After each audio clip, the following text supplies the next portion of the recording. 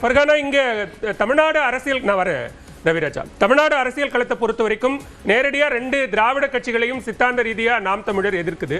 அதே நேரத்தில் காங்கிரஸ் பாஜகவையும் ஒரு எதிர்ப்பு அப்படிங்கிற புள்ளியில தான் தனித்து போட்டிங்கிற முடிவுக்கு நாம் தமிழர் வருகிறது. வேட்பாளர்களை அறிவிச்சு களத்துக்கும் போயாச்சு. களம் எப்படி இருக்கிறது? புதிதா ஒரு பிளேயர் வந்திருக்கிறாங்க தமிழக வெற்றி கழகம். நாம் தமிழருக்கான வாய்ப்புகள் என்ன? வணக்கம். நியூஸ் 18 நேயர்களுக்கும் இந்த வாய்ப்பை கொடுத்தவங்களுக்கும் என்னுடைய மனமார்ந்த நன்றிகள்.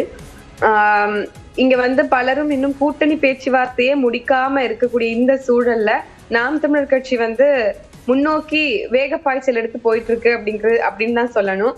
இன்னைக்கு நாம் தமிழர் கட்சி 234 தொகுதிகளையும் வேட்பாளர்களை தேர்வு பண்ணி நாளைக்கு நடக்க இருக்கக்கூடிய மாற்றத்தை விரும்பும் மக்களின் மாநாடு அப்படிங்கிற ஒரு மிகப்பெரிய மாநாடு, தமிழ்நாடு முழுக்க, உலக தமிழர்கள் முழுக்க திரும்பி பார்க்கக்கூடிய ஒரு மாநாடாக இருக்க போகுது. அதுல 234 வேட்பாளர்களையும் ஒரே மேடையில அறிவிக்கக்கூடிய ஒரு சூழலும் இருக்குது. இதுவரைக்கும் எந்த அரசியல் கட்சியும் அவங்களுடைய வரலாற்றுல கூட்டணி பேச்சுவார்த்தையை கூட கடைசி தேர்தல் அறிவிப்பு நாளுக்கு முன்னாடி வரைக்குமே இழுத்து வச்சுக்கிட்டு இருப்பாங்க. எங்களுக்கு எந்த சச்சரவும் இல்ல, எந்த சிக்கல்களும் இல்ல, எங்களுக்கு யாருக்கிட்டையும் கேட்கணும்னு இல்ல. எங்களால தனிச்சு துணிச்சலாக ஒரு முடிவை எடுக்க முடியும். இழப்பதற்கு ஒன்றும் இல்லை அப்படிங்கிற நிலைப்பாட்டிலிருந்து நாம் தமிழர் தேர்தல் அணுகுதா? புரியல. இழப்பதற்கு ஒன்றும் இல்லைங்கிற நிலைப்பாட்டிலிருந்து நாம் தமிழர் தேர்தல்களை அணுகுகிறதான்னு கேக்குறேன். அதாவது இழப்பதற்கு ஒண்ணும் இல்லைன்னு தான் இந்த காலத்திலேயே நம்ம நிக்கிறோம். இனிமேல் என்ன இருக்கு எங்களுக்கு இழக்கிறதுக்கு? இந்த மண்ணுல இருக்கக்கூடிய மக்களினுடைய வாழ்க்கையினுடைய இந்த சீரழிவை தாண்டி மக்களுக்காக அர்ப்பணிக்க போகிறோம்னு ஒவ்வொருத்தரும் உறுதிமொழி ஏற்று இந்த அரசியல் களத்துல வந்ததுக்கு பிறகு, எங்களுக்கு முன்னாடி 2 லட்சம் தமிழர்கள் கொத்து கொத்தாக குண்டு வைத்து இல்ல கொத்து கொத்தாக கொன்றொழிக்கப்பட்ட பிறகு, அவர்களுடைய உயிர் தியாகங்களுக்கு பிறகு இன்னும் எண்ணற்ற மாவீரர்கள் முன்னத்தியர்கள் எல்லாம் அவர்களுடைய உயிர் தியாகம் இந்த மண்ணின் மக்களுக்காக கொடுக்கும் போது, இன்னைக்கு மரபு வழி தாயகமாக இருக்கக்கூடிய தமிழ்நாட்டில் இருக்கக்கூடிய மக்களினுடைய உரிமைகளையும் கடமைகளையும் காக்கணும் அப்படின்னா இருக்கக்கூடிய ஒரே வாய்ப்பு தமிழ் தேசியம் என்ற கருத்தியலும் இங்க நாம் தமிழர் கட்சி மட்டும்தான் அப்படிங்கிறது தான் நாங்க வைக்கக்கூடிய மாற்றத்துக்கான கருத்தா இருக்கு. இன்னைக்கு மாற்றத்துக்கு தேர்தல் அரசியல்னு வந்துட்டா நீங்க அந்த மாற்று அரசியல் எல்லாம் சரி, ஆனா இங்க தேர்தல் அரசியல்னு வந்துட்டா வெற்றி ரொம்ப முக்கியமானதா இருக்குல்ல. அந்த வெற்றி பெற்று ஒரு நாடாளுமன்ற உறுப்பினர் அல்லது ஒரு சட்டமன்ற உறுப்பினர் சட்டமன்றத்துக்கு போய் மக்கள் பிரச்சனைகளை பேசும்போது ரெப்ரசன்ட் பண்ணும்போது தான் அதுக்கான வேல்யூ அப்படிங்கிறது ஒண்ணு வரும். மாறா வாக்கு சதவீதம் மட்டுமே அந்த வேல்யூவை தீர்மானிச்சிடாது இல்லையா? நாங்க மட்டும் உச்சநிலைன்னு கத்திக்கிட்டு அப்படியே போயிடணும்னா அரசியல் களத்துல நிக்கிறோம். கட்டாயம் வெற்றி பெறணும், கட்டாயம் எம்பிஸ் எம்எல்ஏஸ் பெறணும், கட்டாயம் நாம் தமிழர் கட்சியினுடைய அரசு அமையணும், இங்க எங்களுடைய தலைமை ஒருங்கிணைப்பாளர் சீமான் அவர்கள் முதலமைச்சர் ஆகணும் அப்படிங்கிற எல்லா கனவுன்னு நான் சொல்ல மாட்டேன். அது கனவு கிடையாது, எங்களுடைய லட்சிய வெறி அப்படின்னு தான் சொல்லுவேன்.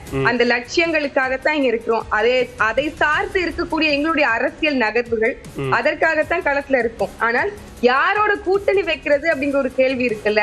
இங்க இருக்கக்கூடிய ஏற்கனவே ஊழல், லஞ்சம், கொலை, கொள்ளை, சாதி இழிவு, தீண்டாமை, மதுமத போதை, பெண்ணி அடிமைத்தனம்னு எல்லா வகையிலையுமே கரப்டா இருக்கக்கூடிய எந்த அரசியல் கட்சியோட கூட்டணி வைக்க முடியும் அப்படிங்கிற இந்த கேள்விய மக்களுக்கு நாங்க கூட்டணிக்கு அழைக்கிறீங்களா?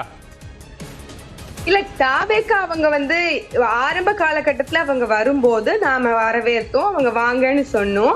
அதே சமய காலகட்டத்துல நாம என்ன சொன்னோம் அப்படின்னா, அவர்களுடைய கொள்கையை முன்னுக்கு வைக்கட்டும், அதுக்கப்புறம் தீர்மானிச்சுக்கிறோம் அப்படிங்கிற நிலைப்பாட்டை அன்றைக்கே எடுத்திருந்தோம். அவர்கள் என்னைக்கு தமிழ் தேசியமும் திராவிடமும் எங்களுடைய இரு கண்கள் அப்படின்னு ஒரு குழப்ப மனநிலையில, ஒரு குழப்ப கருத்தியல்ல மனசோட இருந்தாங்களோ, அன்னைக்கே நாம தெளிவா முடிவெடுத்தாச்சு, இவங்க சரியான பாதையை தேர்வு பண்ணல. அப்போ இவர்கள் அவர்கள் எங்களோட வருவதற்கு நிறைய பேச்சுவார்த்தைகள் நடந்தது. இல்ல நாம எல்லாரும் சேர்ந்து நம்ம பயணிக்கலாமாங்கிற பேச்சுவார்த்தைகள் நடந்தாலும் கூட அது கை கூடாது அப்படிங்கிறது அவருடைய மூத்தவர், அனுபவம் வாய்ந்தவர், அரசியல்லையோ அல்லது கட்சி தலைவராகவோ தான் அனுபவம் வாய்ந்தவர், தம்பி என்ன தேடித்தான் வரணும் அப்படின்னு சொன்னா அப்ப அது ஒரு மறைமுக அழைப்பு மாதிரி தானே இருக்கு கூட்டணிக்கு. இல்ல, இது ஆரம்ப காலகட்டத்துல இருந்து பேசப்பட்ட ஒன்றுதான். இப்ப சகோதரர் விஜய் அவர்களுக்கு என்ன மாதிரியான ஐடியாலஜி பேக்கப் இருக்கு, அவர் எதை முன்னுக்கு வச்சு அரசியலுக்கு வர போறாரு, என்ன இஷ்யூவை பேஸ் பண்ணி அவர் இந்த களத்துல நிக்க போறாருங்கிற எல்லா சூழலையும் எல்லா ஃபேக்டர்ஸையும் நம்ம ஆய்வு பண்ணோம். ஆனால் அது எதுவுமே வந்து அவர் கைக்குள்ள. இன்னைக்கு பாத்தீங்கன்னா களத்துல மக்கள் எத்தனையோ விஷயங்களுக்காக போராடிட்டு இருக்காங்க. இஷ்யூ பேஸ்டான பாலிடிக்ஸ்ல கூட அவர் உறுதிப்பாடோட இல்ல அப்படிங்கும் போது அவருக்கு உண்மையான அரசியல் கனவு இருக்கா? உண்மையாக மக்களின் மாற்றத்துக்காகத்தான் அவர் மக்கள் முதற்கட்ட பார்வை எடுத்துக்கிறார். நம்ம ஐயம் எல்லாம் நம்ம பேசலாம்.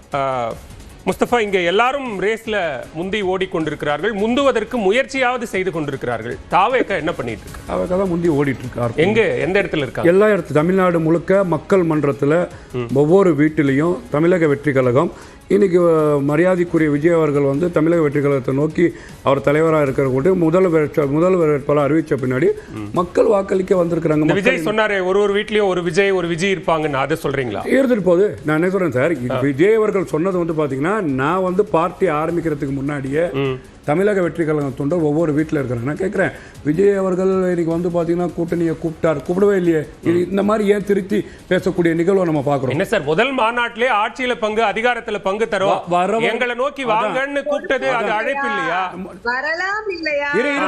முடிச்சிடறேன். நீங்க வந்து வரவங்களை ஏத்துக்கிறோம்னு சொன்னாங்க.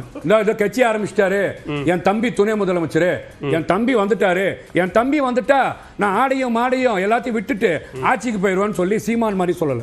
புரியுதா உங்களுக்கு? நான் அப்படியே சொல்லவே இல்லையே. கொள்கைக்கு ஒத்து போனால் தான் தம்பியோட கூட்டணி. எந்த கொள்கை? அவர் நாம் தமிழர் என்ன கொள்கை? பெரியாரை நேசிச்ச கொள்கையா, பெரியாரை நேசிக்காத கொள்கை? சார், அவங்க நிக்கிற கொள்கை சார். திருநெல்வேலியை திரட்டி இயக்கத்தை நடத்த கொள்கையா, இல்ல வந்து திருநெல்வேலியை வைத்து அவர் ஆட்சி மன்றத்தில் அவர் ரொம்ப தெளிவா புரியுற மாதிரி திரு சீமான் ஒன்னு சொன்னாரு.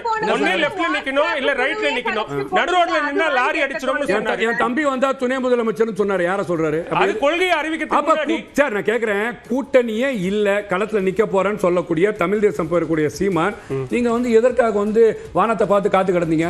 வரணும், தம்பி வரணும், வந்தானா கொள்கையில உறுதியா இருக்கணும். கொள்கையில கிடையாது. மக்கள் மன்றத்துல எடுபடாத ஒண்ணும் மக்கள் வாக்களிக்காத விஜய் வந்துட்டா முதலமைச்சர் ஆயிட முடியாதா என்ற ஒரு கனவுல எனக்கு முதலமைச்சர் ஆக போறீங்க. இன்னைக்கு ஊழல் சக்தின்னு விமர்சிக்கிற அதிமுகவில் அமைச்சராக இருந்த முன்னாள் அமைச்சர் திரு செங்கோட்டையனை தாவேக்கால வச்சிருக்கீங்க. என்ன அடிப்படையில் வச்சிருக்கீங்க? நீங்க என்ன கேட்டீங்கன்னா என்ன குவாலிஃபிகேஷன்? செங்கோட்டையன் வந்து அமைச்சரா இருக்கும்போது வந்து பாத்தீங்கன்னா யார் சார் ஊழல் செஞ்சா? அதிமுகல யார் செஞ்சா? செங்கோட்டையன் அடிச்ச ஊழல்ல பங்கு இருக்கா? அந்த அவர் ரவி குந்தவல சொல்ல சொல்லுங்க. செங்கோட்டையன் ஊழல் செஞ்சாரு, செங்கோட்டையன் ஊழல் செஞ்சாரு, அவர் அடிச்ச ஊழல்ல கொஞ்சம் எடுத்துருவாங்க, எங்க தலைமையும் கொடுத்தாங்கன்னு சொல்ல சொல்லுங்க. தாவேக்கால சேர்ந்தவன ஒரு புனிதர் ஆயிட்டா. அப்ப செந்தில் பாலாஜி தாவேக்கால சேர்ந்தவன செந்தில் பாலாஜி புனிதர் ஆயிட்டார்ல. செந்தில் பாலாஜி அங்க வந்து மக்கள் மன்றத்துல பணத்தை கொள்ளடிச்சு நான் வந்துட்டு அப்ப திமுக கொள்ளடிக்கிற கூட்டம். நேரடியா நான் கேள்விக்கு வந்தேன். களத்துல எங்க இருக்கு தாவேக்கா? களத்துல எங்க இருக்கு? ரேஸ்ல எந்த இடத்துல நீங்க இருக்கீங்க? ஒவ்வொரு மக்கள் தாவேக்காவுடைய வியூகம் என்ன? தேர்தல் வியூகம் என்ன? தாவேக்காவோட தேர்தல் வியூகம் மக்கள் மன்றத்துல போயிட்டு களத்துல இறங்கி மக்கள் மத்தியில வாக்கு செய்ய. எல்லாரோட தேர்தல் வியூகம் என்ன சார்? கடைசியில் எங்க போய் நிக்கணும்? நீங்க என்ன பண்ணாலும் எங்க போய் நிக்கணும்? மக்கள் மன்றத்துல எனக்கு வாக்களிங்கன்னு களத்துல நிக்கணும். நீங்க சொல்றீங்களா இல்லையா? இப்படி கூட்டணி அமைச்சிட்டோம், அப்படி கூட்டணி அமைச்சிட்டோம். இப்ப தமிழ்நாட்டுல நீங்க சொல்ற இந்த ஒவ்வொரு ஊர்லயும் நடக்கிற மக்கள் சந்திப்பு நிகழ்ச்சிகள், அங்க போய் தாவேக்கா தலைவர் விஜய் பேசுறது போதும், மக்கள் வாக்களிப்பாங்க சார். நான் கேக்குறேன் சார், நீங்க எதுவுமே செய்ய தேவையில்லை, ஆனா தாவேக்காவுக்கு ஓட்டு போட்டுருவாங்க. தாவேக்கா எதை செய்யலன்னு நினைக்கிறீங்க? நீங்க வந்து பாத்தீங்கன்னா 545 வாக்குறுதியை கொடுத்து 12% வாக்குறுதியை கூட தாவேக்கா செஞ்சது இது அப்படின்னு ஏதாவது 1-2 ஒரு பட்டியல் மட்டும் சொல்லுங்க சார். தமிழ்நாட்டோட முதலமைச்சர் முத்துவேல் கருணாநிதி ஸ்டாலின் சார் 504 வாக்குறுதி கொடுத்தது ஸ்டாலின் சார். அதுல வந்து நிறைவேற்றினது வந்து பாத்தீங்கன்னா 12% சார். அரைகுறையா நிறைவேற்றினது 12.5% சார். நிறைவேற்றாது 73% சார். எந்த துறையில சொல்லுங்க சார்? அவ்வளவு துறையும் வாக்குறுதி கொடுத்துட்டு மக்களை வந்து இன்னைக்கு 5000 ரூபாய் கொடுத்து ஏமாத்திட்டா மக்கள் வாக்களிச்சவங்க ஒரு கனவுல இருக்கிறாங்கல்ல. ஒரு மெகா கூட்டணி இப்ப திமுகவை எதிர்த்து புதுசா வந்திருக்கிற தாவேக்கா களத்துல இறங்கி நாங்க போட்டி டஃப் ஃபைட் கொடுத்து வெற்றி பெற்றுவோம் என்ன சார் சொல்லிச்சு? இந்த தமிழ்நாட்டு மக்களுக்கு நல்லது செய்ய போறோம் சொல்லிச்சு. 5 வருஷம் வந்து ஆட்சியை கொடுத்தாங்க, நல்லது செய்யல. அப்ப மக்கள் மன்றத்துல எடப்பாடி பழனிசாமி 21ல நிறுத்தி களத்துல நின்னாரு, மக்கள் ஏத்துக்கல. சீமான் அவர்கள் தொடர்ச்சியா நிக்கிறார், நான் தான் முதலமைச்சர், விஜய் ஏத்துப்பாருன்னு நீங்க சொல்றீங்கல்ல, அதுக்கான அடிப்படை என்ன? தாண்ட முடியல. எதை நோக்கி போகுதுன்னா பார்வையை எடுத்துக்கிறேன்.